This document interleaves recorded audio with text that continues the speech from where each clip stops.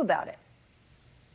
Well, I'm back in the Capitol this morning, although my view is not nearly as good as Leanne's. But I mean, listen, there's still a pocket of people who believe without any evidence and despite all available information that this is somehow a left-wing setup of the president. It's just it doesn't even actually. I'm actually regretting even bringing it up. It's so crazy and baseless. But this is what some lawmakers believe, and frankly, the top of the party, Kevin McCarthy, took to the floor last night and equated it to other protests. And this is not. I mean, this is not a protest. This is a mob that descended on the Capitol and took over for a period of time a building where Leanne and I work every day and where the nation's legislature meets. It's absolutely repulsive and dangerous and just horrible for democracy. I will say this, though. This is the end of this president's term, and now Republicans are going to have to figure out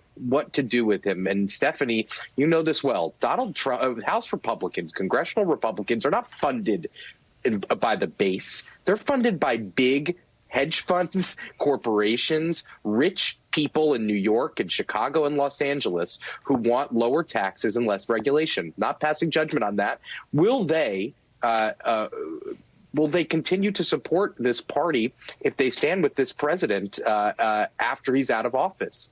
And I don't know the answer to that. And I think only time will tell if people are going to line up with people like Kevin McCarthy, if he stays faithful and he stays loyal to this president. Because the people that stormed the Capitol yesterday are not the people who are going to propel this House Republican minority back into the majority. So the politics of Donald Trump and his longevity in public life is just, we'll see. We'll see what it looks like after this. But Republicans, congressional Republicans, are beginning to think about this. And I would say more and more are wondering what the hell they're going to do and how they could get away from this guy quick enough. All right, well, let's just make it clear, Jake. A lot of those really rich New Yorkers who have backed the president, they have no ideology. They're completely transactional. And the president served a purpose in that they got a bunch of policies that work for them. They're going to be done in 14 days. But can I just ask you this?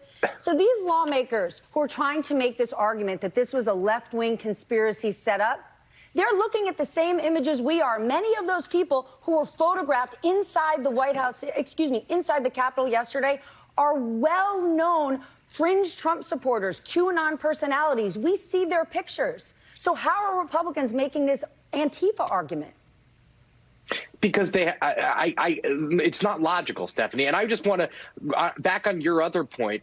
The transaction is over. That's the point I'm trying to make. For those donors who have been funding Republicans, the transaction that you're talking about, that you're right about, is over. There's nothing left for Donald Trump to give them. And that's why I'm saying, will congressional Republicans stay loyal and faithful to this person after he's out of office? I think people's patience are going to run thin on that.